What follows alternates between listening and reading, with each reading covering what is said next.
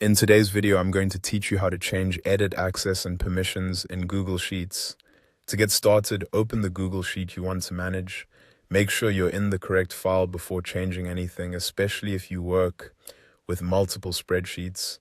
This is important because permission changes affect who can interact with that specific document and what they're allowed to do inside it.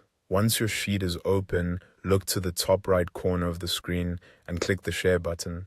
This opens the sharing panel, which is where Google Sheets lets you control access for collaborators, viewers, and editors. If you've shared the file before, you may already see people listed there.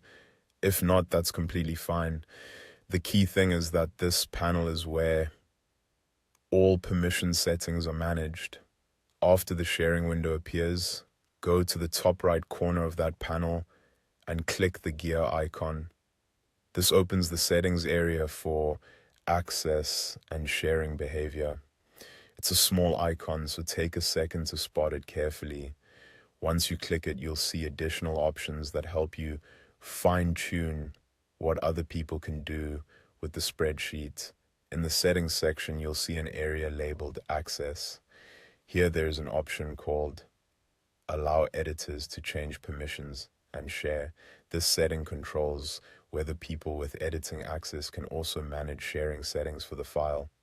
If you leave it checked, editors can invite others and adjust permissions.